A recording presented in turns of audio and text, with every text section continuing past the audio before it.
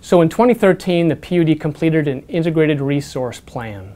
And in that, we identified a bunch of different generation types: landfill gas, geothermal, wind, solar, small hydro, biomass. And of those, small hydro actually came out as the lowest comparative cost of any of the other generation types. In parallel, we also, over the last 6 years, have looked at like 140 different sites around the region. And of those, there's a particular project at the South Fork of the Skykomish near Sunset Falls that came out on top. Again, our lowest cost resource of any of those 140.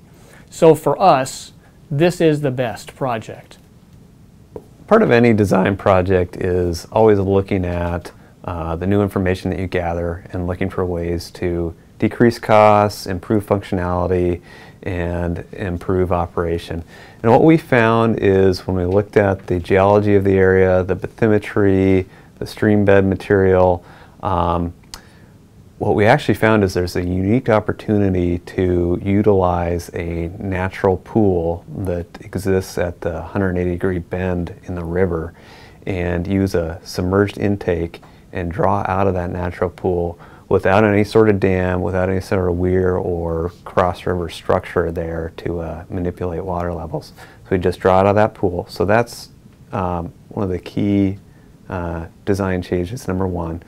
The other major design change that we've made is we've taken the fish screens, which we initially put into a cavern to keep them out of view, and we moved them to the west side of the peninsula. And that accomplishes a number of things. Chief amongst those is the amount of excavation that was required to put those fish screens into a cavern. It accounted for almost 50% of the total excavation for the project.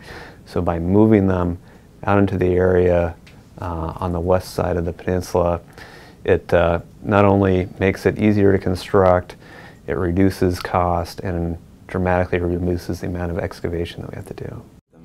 It's always better to own than to rent.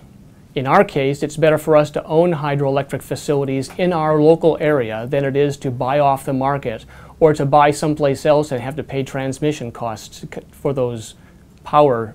that power to come in.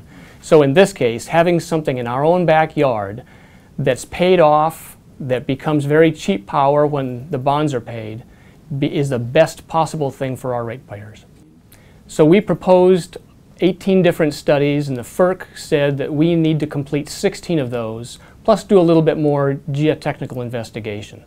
They deal with fisheries, aesthetics, recreation, terrestrial, engineering, cultural studies, and we're looking at having draft reports on those out during 2014 with final reports being delivered in 2015. There's a number of different benefits, you know.